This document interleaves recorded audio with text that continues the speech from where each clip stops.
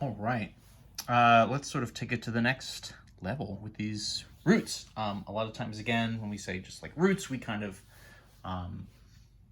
end up meaning square roots, but of course there are other roots in the same way that, right, there are other exponents. So every different exponent has kind of a reverse, which would be a root, right? So square roots of x versus x squared. And then what you do for higher power roots, is you mark it kind of in the little nook in the root symbol. So you just mark it with the whatever type of root it is. So 3 would be a cube root, right? Something like 4 would be a fourth root, and so on and so forth, right? And so what this means, so for example, something like cube root 27, right? So what you're going to do to sort of break this down is you would say, okay, so 27 would be 3 times 9. And rather than looking for doubles, right, or sort of squared values, what you're looking for are triples or cubed values, right? So 3 times 3 times 3, 3 3s. This is a little bit of a 3 overkill. That was not on purpose, right? So your base value is 3, it's getting cubed. And if you're doing this third root, what we call a cube root, that'll cancel out entirely, and you'd be left with your base value 3. That would be that. Cubed numbers get pretty big pretty fast, right? So cube roots, in theory, you can end up with pretty good sized numbers underneath. You know, whatever, like a 125 or something, right? That would be 5 times 25, which means you're going to have 5 cubed. So then that's just going to be 5. You know, fourth roots, all the other values you can sort of do as well. And they operate on the same kind of simplification rules where if they kind of like partially go, you sort of take out whatever you can. And what you're looking for, so let's say something like, you know, what if I've got the fourth root of,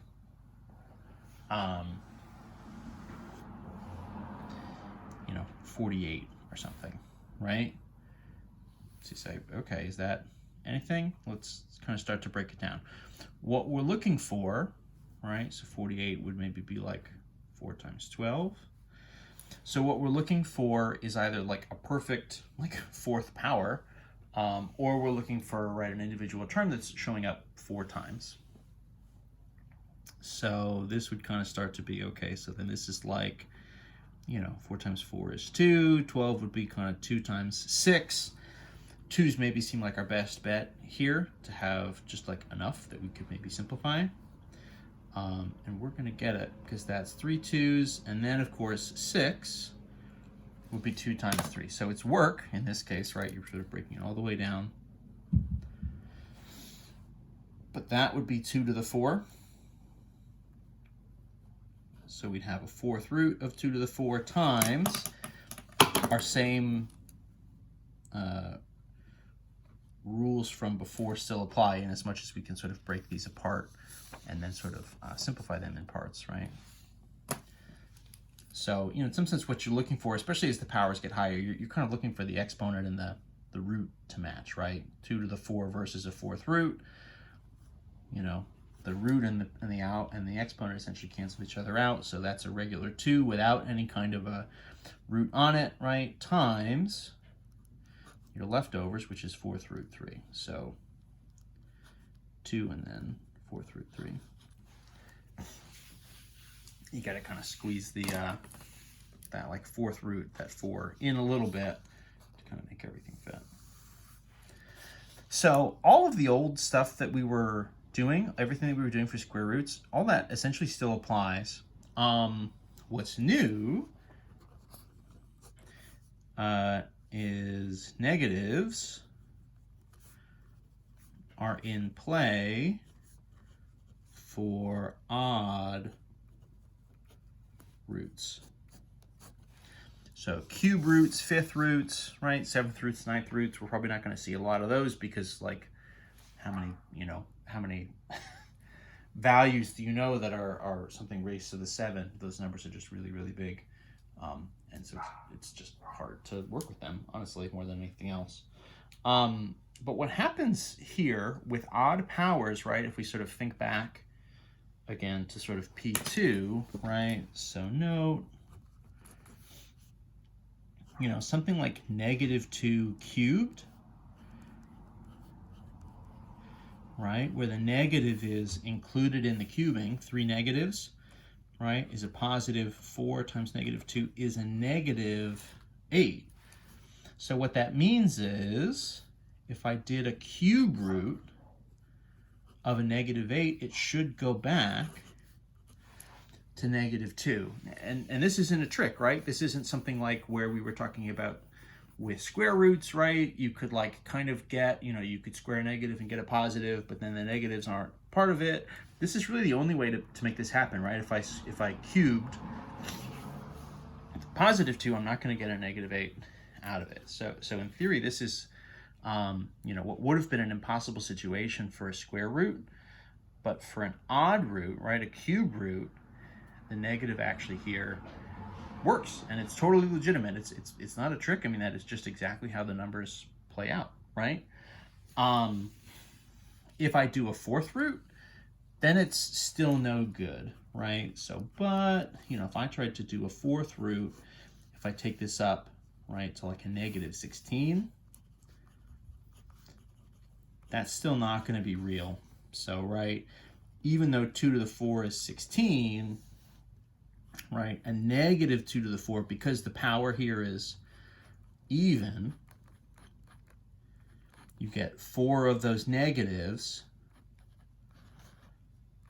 so you get a +16, not the negative. So there's no way with an even power to get a negative number, which means all of the even roots, you can't apply a negative, you can't apply to a negative number.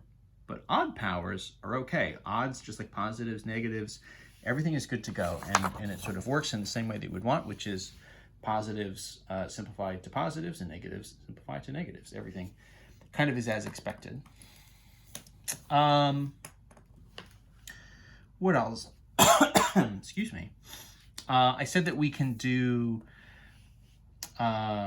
right, addition, subtraction, multiplication, division, all of those things are still in place, so we can still kind of simplify and do all those different operations in the same way that we normally would. So maybe we have something like cube root of -16 x to the 4 y squared or something, right?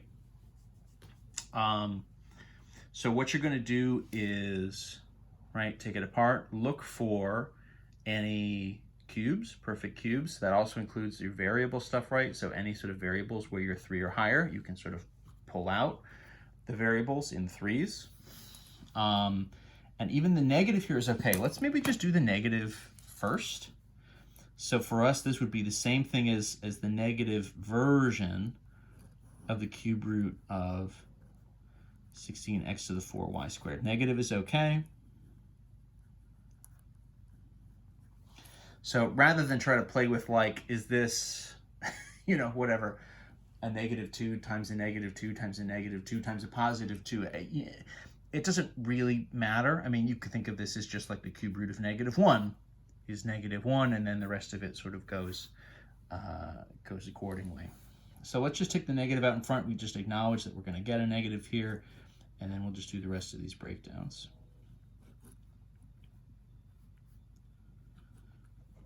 So I'll just sort of split this up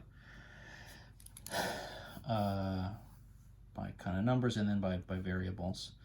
Looking for 3s, right? So 16 would be 2 times 2 times 2 times 2. So every 3 of them, right? That would be 2 cubed. So that's going to get me a 2 in front.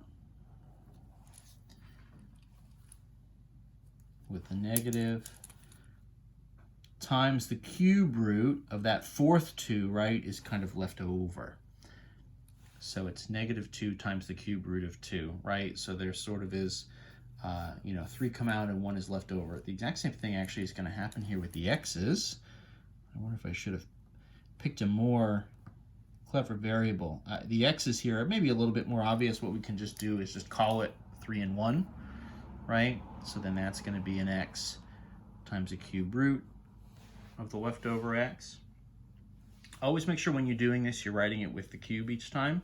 And then this guy, y squared, it just isn't enough y's. It just is 2 y's. So that's not really going anywhere.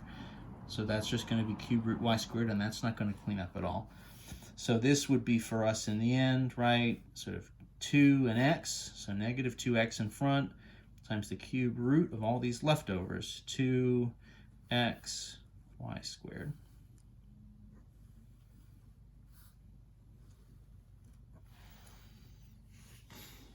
Right, so you can do all the same kind of stuff. In theory, you can still do, addition, subtraction kind of rules. I don't want to necessarily do some sort of giant example, but, just a couple simple things, right? If we do like,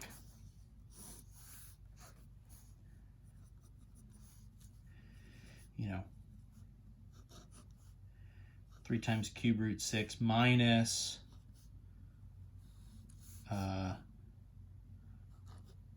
5 cube root 6, right? As long as those roots match, you can still just sort of do the operations in front. This would, of course, just be -2 cube root of 6. 6 is not going to clean up into anything cubed, so there's not really any sort of extra stuff to do there, right? So addition, subtraction kind of follows the same rules.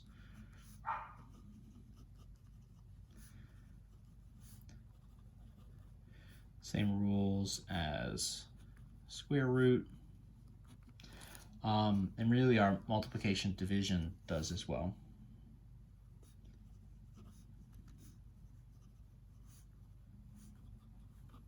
Really the only new thing is just that we can sort of deal with these negatives. So the only kind of change to what we would have seen before, besides obviously that, like, as you simplify and you have a different type of root, you're obviously looking for a different sort of amount of numbers underneath, right? You're trying to kind of match the power to the root.